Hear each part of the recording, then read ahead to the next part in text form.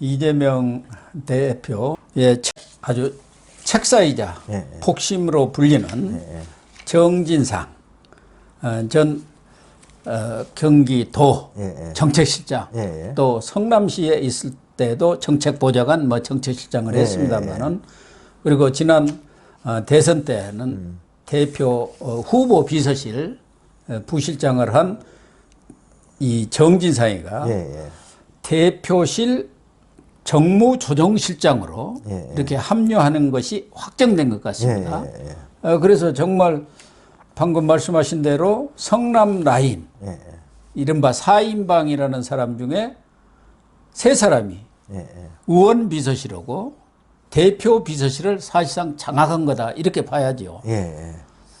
그러니까 의원 비서실에서 이제 일단 가장 이제 의원 비서실하고 아무래도 국회 이제 의정 활동하니까 계속 소통해야 되잖아요. 의원 비서실에는 이제 김남준, 김현지 이 두 사람이 보좌관으로 들어가 있고, 그 다음에 이제 대표실 정무조정실장에 정진상 이제 성남시 정책실장을 이제 뭐 데리고 오기로 한 거죠. 그러니까 뭐 실제적으로 이게 민주당 관계자가 가닥이 잡혔다 이렇게 얘기를 했으니까 이제 들어오는 거로 봐야 되겠습니다.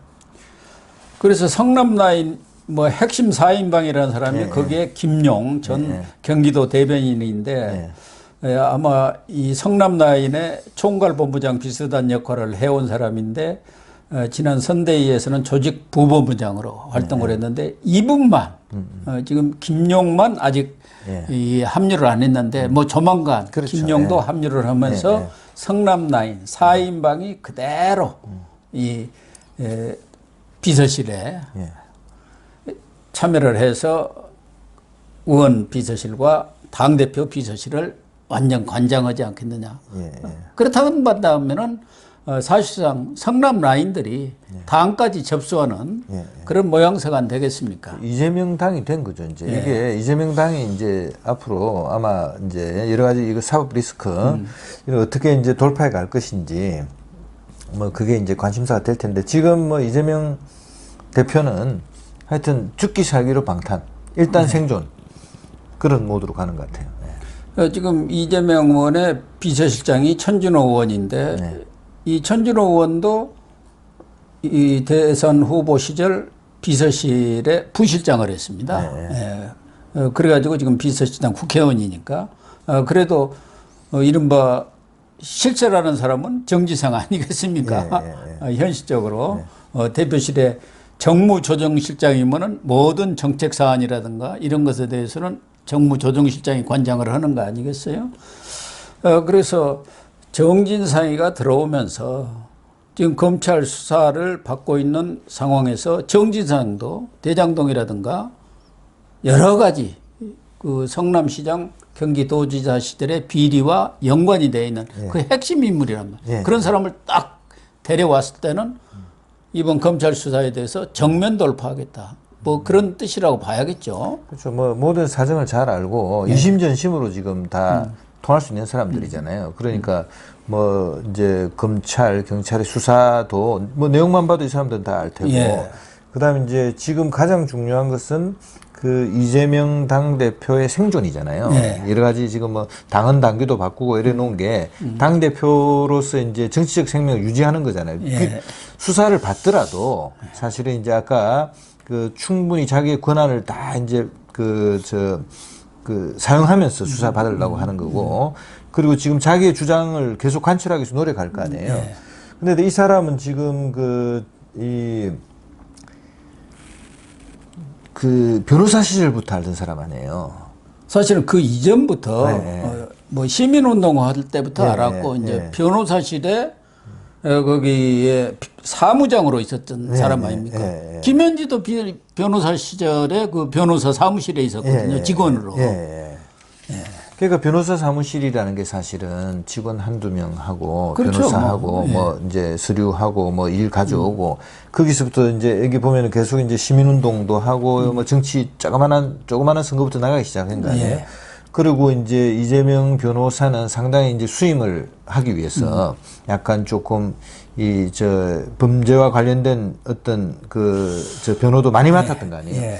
그 모든 과정을 함께한 사람들이 지금 이제 최측근으로 그렇죠. 들어온 거죠. 예. 특히 이 정진상이는 지난번 대장동 사건 났을 때 그 이전에도 그랬습니다만은 본인의 이런 사진이라든가 이런 것을 언론에 나는 것을 아주 철저히 막아왔고 전화번호도 수시로 바꿔가지고 휴대전화도 뭐 한 7번 바꾼 걸로 이렇게 나와 있어요. 그만큼 아주 막구해서 진짜 비선으로 움직이는 사람으로 이렇게 알려져 있더라고요. 그러니까 주로 알려지기는 이재명의 자금 관리. 그러니까 또 이제, 하나는 예. 비선, 그 비조직이라는 게 있지 않습니까? 그거 관리하는 그런 역할을 주로 하는 것 같더라고요. 그러니까 전혀 이제 그 그림자로 있으면서 네, 그림자죠, 그림자. 그 어떤 대명천지의 밝은 상황에서 하기 어려운 일들 그런 일들을 이제 관리하고 또 입도 무겁고 이렇게 이제 해온 거죠. 그래서 여기는 보면은 뭐 대장동 개발 주변에 아파트도 사실 이 사람도 분양도 받았더라고요. 그래서 거꾸로 이제 이런 가능성도 있는 거죠. 이재명 대표에 대한 방탄도 되고 이 사람들도 당에 이제 당직을 가지고 들어오잖아요. 그러면 이제 그대 야당의 또 당직자가 되는 거 아니에요. 그렇습니다. 이 사람들도 어느 정도 방탄이 되는 거죠. 이 사람들이 이제 결사옹위하는 거죠. 예, 예. 그 내에서는. 예, 예. 국회의원들이라는 게 아무래도 또 이해관계에 따라서 뭐 멀리 했다가 가까이 있다 하지만 이 사람들이야말로 주군 아닙니까? 그러니까 그 끈끈한 관계로 이재명 그 호의 그리고 이 사람들도 소환될 수도 있는 거예요. 근데 그게 이제 뭐 나름대로 또 어느 정도 조금 방패 스스로도 이제 방패도 되는 거죠. 그래서 그런 흐름으로 지금 계속 가는 것 같아요. 그래서 김현지 여기도 뭐 사실은 성남 제 21인가 해가지고 의제 시민단체, 21. 그 시민단체 예, 성남 의제 21 해가지고 여기서 뭐 후원금 성남시 후원금도 그냥 뭐 이전보다 왕창 많이 받아가고 이랬던 사람들이거든요. 그래서 백현동 거기에도 지금 용도 변경에도 김현지가 등장합니다. 성남 의제 21에서 환경영향 평가를 했는데 별 영향이 없다 이렇게 그렇죠. 공문을 보냈는데 공문이 아니고 뭐 전문가 의견을 보냈다 자기는 그렇게 해명을 했었죠. 그런데 이 정진상이는 원래 남총련, 이 호남 쪽에서 대학을 나온 걸로 알려졌는데 남총련 출신이고 한때는 이 증권사에도 잠깐 있었던 것 같아요. 그런데 경기 동부변호연합 이석기 그런 쪽과 연관이 맺어져 있는 사람으로 지금 알려져 있습니다. 이석기 그 아주 가까운 이 사람이 과거 통진당 의원을 했던 김미 의원이라고 여성 의원이 있는데 그때 이렇게 같이 정진상하고 시민운동도 하고 그랬는데 그 김미가 이재명하고 손잡으면서 자연스럽게 이재명 쪽으로 가서 이재명 성남시장 출마할 때 참모로 역할했다가 성남시장 인수에 참여하면서 이제 핵심으로 들어간 것 같아요. 그만큼 이재명의 모든 것을 다 알고 있는 사람이라고 봐야겠죠. 그리고 뭐 이재명 정책실장 하면서는 좌진상 우동규라고 할 정도로 정진상의 경우고 유동규가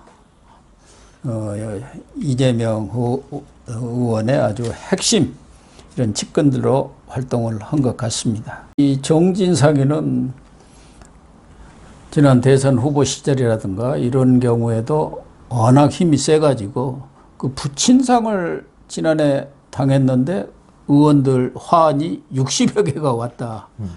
그렇게 알려져 있었죠. 실세니까 뭐. 실세니까요. 알아보고 착착 가는 거죠. 예. 그리고 그때 대장동 사건으로 정진상을 소환한다, 검찰에서 만다 했는데 지난 1월에 겨우 한번 그때 소환을 했는데 뭐 잠깐 조사하고 내보냈어요. 무혐의다. 뭐 증거 없다 했는데 그때도 검찰에 대해서 정진상이가 경고를 하고 나섰어요. 특정 개인의 그런 사적인 내용들을 언론에 흘려서 흠집내게 하는 이 사법당국에 대해서 엄중히 경고한다. 이럴 정도로 힘이 셌습니다. 그러니까 그 당시 검찰이 당사자의 명예 이런 것을 지키는데 철저히 하도록 노력하겠다 하면서 꼬리를 팍 바짝 내렸었습니다. 이 정도로 집권당 시절이니까 그때는 거기다 대선 후보의 그렇죠. 최측근이니까 막강한 힘을 발휘했습니다. 정권 재창출은 가능하다. 20년까지 집권하겠다. 기세등등하던 시절이었으니까 이제 그렇게 된 것 같습니다. 예. 김현지 보좌관도 이번에 아주 그냥 확 또 떴지 않습니까? 이재명한테 보낸 문자 메시지. 그게 전쟁입니다. 하면서 전쟁이 지금 시작되고 있지 않습니까? 그래서 보면은 사실은 그 대선 때 이재명 캠프가 그대로 지금 이 당으로 옮겨온 듯한 그런 모양새입니다. 사무총장도 조정식이가 하고 있죠. 그다음에 부총장은 그 유명한 김남국이가 미래부총장 하고 있고 부인실장 하던 이해식 의원이 조직부총장 하고 있고 또 중요한 전략기획실장은 전략기획위원장 8인의 멤버인 그 문진성인가 그 7인인가 하는 사람이 있잖아요. 네. 그런 사람들이 하면서 거기다가 이제 밑에 4인방까지 왔기 때문에 대선 캠프에서 핵심적인 그런 인력들이 그대로 정당에 지금 옮겨와서 사실상 당을 장악하고 그 밑에 169명의 의원들이 있는 거 아닌가 하는 느낌이 들 정도예요. 철옹성을 만들어 놓은 철옹성이네요. 그야말로 철옹성이. 그래서 경찰과 이제 검찰은 사실은 정권 안 바뀌었으면 이거 다 이제 수사 못하게 만드는 거죠. 금수완박까지 해서. 그나마 이제 정권이 교체돼서 지금 이제 이 수사들도 이제 이루어지고 있기 때문에 사실은 이거 정진상 뭐 김현지 이런 사람들 몇 번씩 불려갔을 거예요. 과거 같으면은. 그럼요. 왜냐면 여기가 오히려 증거가 실질적인 증거가 더 나올 수 있거든요. 그러니까 수사가 거의 지지부진한 거죠, 이제.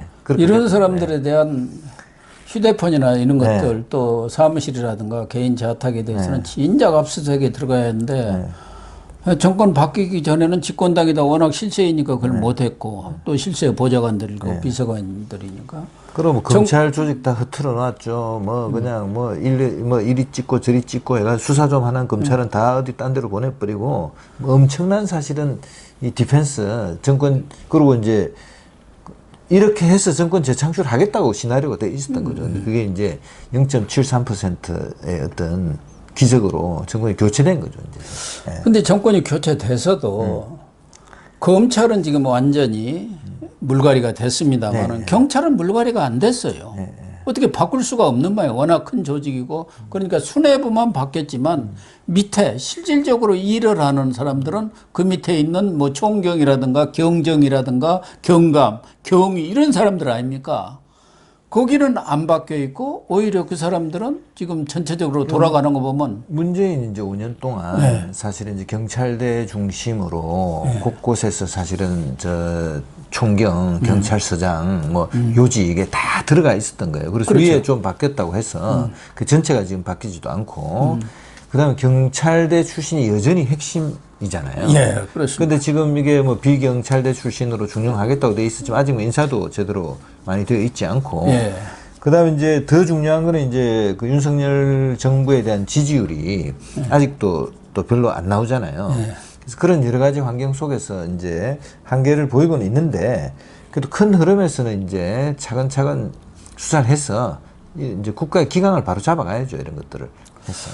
특히 정진상이가 이런 핵심 보직을 맡는데 정진상이는 김만배 또 유동규 김용 이런 사람하고 의형제를 맺었어요. 도원 결의를 했단 말이에요. 그런데 사실은 대장동 수사의 핵심으로 이 말을 해야 할 사람이 김만배고 유동규인데 정진상이가 딱 지금 당 대표실에 정무조정실장으로 앉았지 않습니까? 그러니 깜빵에 있는 이 사람들이 입을 열 가능성이 거의 없어져 버린 거 아닌가? 있었죠. 이제 저 배 비서관도 불구속 기소고 이제 이름으로 해서 그리고 이제 그 당 대표가 됐잖아요. 이재명 대표. 그리고 여기에 지금 자기 사람들 다 데려가잖아요. 전원이 버티는 거예요. 그러니까. 그 시스템은 성남시부터 경기지사 때까지 따라가면서 모든 걸 아는 사람들은 모두 버티는 거예요. 그런 흐름을 버티게 들어갔다고 봐야죠. 본인도 버티고 그리고 본인은 자기가 가동할 수 있는 모든 방법을 동원해서 또 압박하고 뭐 밀어붙이고 영수회담 하자고 그래가지고 딜하려고 그러고 이제 계속 그 흐름으로 가는 거죠. 특히 이재명 수사의 아주 핵심적인 사안들, 뭐 대장동하고 이 변호사비 대납 사건은 검찰에서 수사를 하고 있습니다만 검찰은 뒤늦게 다 조직 개편이 되고 인사 개편이 돼가지고 지난 7월에서 겨우 지금 재수사가 시작이 된 상황인데 다른 대여섯 가지 사안은 경찰이 수사를 하고 있거든요. 그러다 보니까 경찰 수사가 아주 지지부진하고 부실 수사라는 얘기를 지금 계속 들어오는데도 불구하고 경찰은 꼼짝도 지금 않고 있는 그런 상황이에요. 그러니까 경찰에서 검찰로 송치될 때 그 이전에 필요한 뭐 그런 증거라든가 이런 것들은 다 인멸할 가능성이 많다고요. 검찰 수사가 바로 들어가야 하는데 경찰하고 검찰하고 수사 능력에 대해서는 엄청난 차이가 있는데다가 경찰이 적극적인 수사 의지가 보이지를 않고 있지 않습니까? 그게 문제예요. 정 부실장은 지금 저 대장동 개발지구내 아파트 분양 받았단 말이에요. 그게 드러나니까 특혜가 아니냐 이렇게 물으니까 누구의 도움도 없이 정상 분양 받았다. 이렇게 완전히 당당하게 얘기하고요. 아니 뭐 이재명하고 똑같지 않습니까? 똑같죠. 말하는 그 스타일이나 모든 것들이 모르쇠고 잡아떼기고 뭐 그런 상황이란 말이에요. 참. 그 유동규 전 성남 저 도시개발공사 본부장 그 전화기 압수수색 할 때 막 전화기 던지고 있는데 여기가 또 같이 통화를 했어요. 9월 29일이죠 지난해. 그 압수수색 창밖으로 던지고 했는데도. 그 물어보니까 평소 알고 있던 유 전 본부장의 모습과 너무 달라서 직접 확인하려고 전화했다. 뭐 이런 식이에요. 그러니까 뭐 뻔뻔하게 이제. 그러니까 유동규가 압수수색 그 전후로 해서도 제일 통화를 많이 한 사람이 정진상입니다. 사실은 이제 이재명 그 대표를 직접 소환하고 강력하게 수사를 못하니까 여기를 더 세게 했어야 되는데 이제 지난 정권에서는 여기도 안 됐고 정권이 바뀐 뒤로도 여러 가지 수사 시스템 난맥상으로 제대로 수사가 이제 안 된 상태인 거죠, 이제. 그래서 결론적으로 보면은 이재명이 의원들만은 다 믿을 수가 없으니까 자기의 핵심 라인들을 전부 당의 요직에 포진시켜갖고 철옹성을 구축을 했다. 검찰 수사에 대비해서 이렇게 결론을 내려도 될 것 같습니다.